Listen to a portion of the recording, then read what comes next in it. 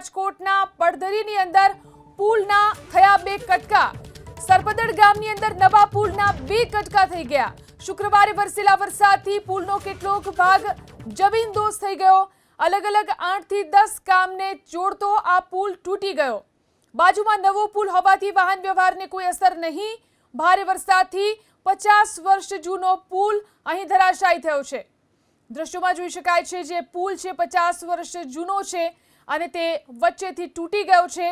રાજકોટના પડધરી તાલુકામાં આવેલો છે આ પુલ। સરપદડ ગામની અંદર નવો પુલના બે કટકા થયા। નવા પુલના બે કટકા થયેલા જોવા મળી રહ્યા છે। શુક્રવારે જે રીતે વરસાદ થયો તેના કારણે પુલનો કેટલોક ભાગ જમીનદોસ્ત થયો છે। વધુ જાણકારી મેળવી અમારા સંવાદદાતા પરાક્રમ આપણી સાથે જોડાયા છે। જી પરાક્રમ, જે પુલ છે તેના બે કટકા થઈ ગયા છે, આસપાસના ગામોને શું અસર?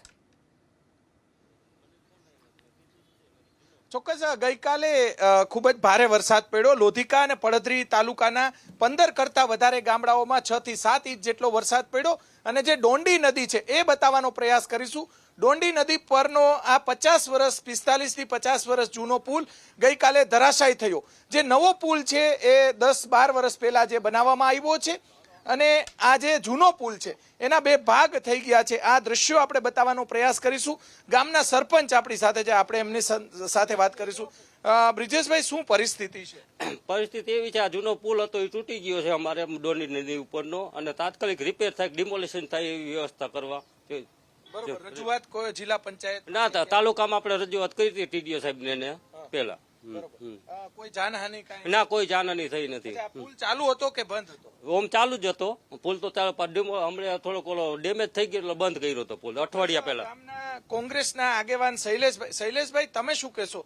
આ પુલ ડિમોલિશ કરવાની જરૂરિયાત છે કેમ કે હજી ચાલુ છે, ભલે જૂનો પુલ છે? આ પુલ આશરે 45 થી 50 વર્ષ જૂનો છે અને અત્યારે પહેલા જ વરસાદમાં આ પુલ બેસી ગયો છે।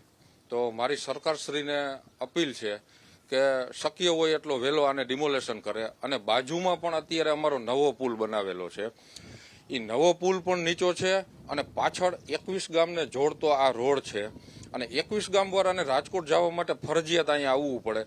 તો મારી સરકારશ્રી ગામને જોડતો પુલ છે, અહીંથી 21 ગામ છે, ખીજડીયા, સાલપીપળિયા, દોમડા, દશેડા, બધાય ગામ થઈ કાલાવડ તાલુકાના મોટા વડાળા લગીના માણસો અહીંથી હાલે છે રાજકોટ જવા માટે। એટલે નવા પુલમાં પણ રિપેરિંગની જરૂરિયાત છે? નવા પુલમાં પણ ગ્રીલ બ્રીલ કાંઈ છે જ નહીં અને એકદમ નીચો પુલ છે અને દર વર્ષે એની ઉપર 4 થી 5 ફૂટ પાણી નવા પુલ ઉપર પાણી આવી જાય છે અને પુલની જગ્યાએ બ્રિજ મોટો બનાવવાનો। હા, અમારી ગણતરી એવી છે કે સરકારશ્રી એને અમને ઊંચો ઉપાડી દે તો અમારે કોઈ દિવસ આમાં પ્રોબ્લેમ થાય નહીં। ચોક્કસ પેલા જૂનો પુલ બતાવવાનો પ્રયાસ કરીશું, બાદમાં જે નવો પુલ છે એ પણ બતાવ। આ જૂનો પુલ છે, 45 વર્ષ જૂનો પુલ। ગઈકાલે ભારે પાણી આવ્યું ડોંડી નદીની અંદર અને 5 થી 7 ઇંચ જેટલો વરસાદ પડ્યો। વાવણી લાયક વરસાદ પડતા ખેડૂતો ખુશખુશાલ છે કેમ કે નદીની અંદર મોટા પ્રમાણમાં પાણીની આવકો થઈ અને આ પુલ અચાનક ધરાશય થયો। ભાઈ, આ બાજુ ઉભા રહેજો। દ્રશ્યો આપણે બતાવવાનો પ્રયાસ કરીશું। જોઈ શકાય છે કે જે નવો પુલ છે ત્યાં પણ ઊંચો લેવાની ગામ લોકોની માંગ છે। દાદા, તમે શું કહેશો? પાણી ક્યાં સુધી જાય જ્યારે વરસાદ આવે ત્યારે? જાજુ વરસાદ થાય તો જાજુ પાણી આવે છે, ઘણું આવે છે, એટલે માનો 5-5 કલાકે રોડ બંધ થઈ જાય। બરોબર, આવડો આ રોડ જે નવો પુલ છે તો નવો પુલ ઊંચો લેવો જરૂરી જ છે। બરોબર, કેટલો ઊંચો લેવો પડશે? આપણે લેવો પડશે એમાં 2 મીટર ઊંચો લેવો પડે તો જ પાણી ઉપર ન ચડે, નકર તો ચડી જવાનું। બરોબર, ચોક્કસ જયારે વરસાદ પડે ત્યારે શું પરિસ્થિતિ થાય? વરસાદ પડે એટલે રસ્તો બંધ જ થઈ જાય, ઉપર વરસાદ વધારે હોય એટલે પાણી, કારણ કે બોલો, આ બાજુ બોલો। આ પુલ ઉપર 10-12 ગામ થાય છે, બધા એને જવાનો રસ્તો બધો બંધ થઈ જાય છે, બધા અહીંયા હલવાઈ રોકાઈ જાય છે વરસાદ થાય એટલે નદી ઉતરે એટલે કે કોઈ જઈ શકતું નથી। ચોક્કસ, આ બાજુ આવી જાવ, અહીંયા નો હલાય। 15-20 ગામનો રસ્તો છે તો એક મોટું જબરજસ્ત પુલ નો બનાવી દે। અમારા ગરીબ માણસને જવું ક્યાં? આવક જાવક અમારી બંધ થઈ જાય, અમારે ખાવા ક્યાં જવું, પીવા ક્યાં જવું? અમારો રસ્તો તો કાંઈક કરવો કે નહીં? ચોક્કસથી આ દ્રશ્યો આપણે બતાવવાનો પ્રયાસ કરીશું। સરપંચ શું કહેવા માંગશો? આ ઊંચો થોડોક પુલ ઊંચો પુલ લેવાની જરૂર છે અત્યારે 2 મીટર જેટલો, અને અત્યારે જો તાત્કાલિક ન થાય તો ગ્રીલની વ્યવસ્થા કરવા, ગ્રીલ પુલ ઉપર ઓલા નવા પુલ ઉપર નાખવા વિનંતી. બરોબર. રજૂઆત ક્યાંય કરી છે? ના, રજૂઆત નથી કરી. આ તો તમે આવ્યા એ પ્રમાણે પેલા કહી દીધી. પેલા ગ્રીલ હતી આપણે, પણ તૂટી ગઈ છે વર્ષોથી. એટલે ગ્રીલ નાખી દે અને ઊંચો પુલ ઊંચો પુલ બનાવી દે. પુલની ઉપર પાણી જાય. હા, પુલની ઉપર 4 થી 5 ફૂટ પાણી જાય છે. 4 થી 5 ફૂટ વરસાદના લીધે એમ પાણી જાય. જો ઓલા સામે પતરા દેખાય ને એની ઉપર નદીનું પાણી જાય છે. એ જોઈ લો, લેવલ જોવું હોય તો. જો સામે દેખાય અમારું મકાન જ્યું ને, ચોક્કસ. હા, બોલો બેન, બોલો.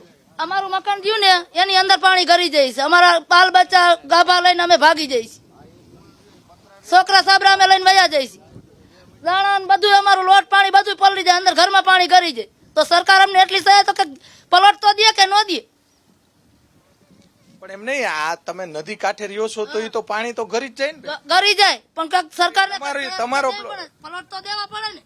ગામો ગામને દે છે તો અમને શું વાંધો? તમે ગામના જ છે, અમે કઈ પરગામના તો નથી. પણ આમ નદી કાંઠે તમે રહ્યો છો તો નદી કાંઠે તો પાણી આવે જ ને, ક્યાં જાય? પતિ માલ અમારે જમીન વગરનું ક્યાં જવું? ચોક્કસથી ગામ લોકોની પણ ઘણી અપેક્ષા હોય છે. આ દ્રશ્યો આપણે બતાવવાનો પ્રયાસ કરીશું. જોઈ શકાય છે કે આ પુલ છે ત્યાં ગ્રીલ જે છે તે બનાવવાની જરૂરિયાત છે. દ્રશ્યો આપણે બતાવવાનો પ્રયાસ કરીશું. જે સરબદળ ગામ એ પડધરી તાલુકાનું સૌથી મોટું ગામ છે. આસપાસના દાદા, આ કયા કયા ગામમાં પુલ જાય?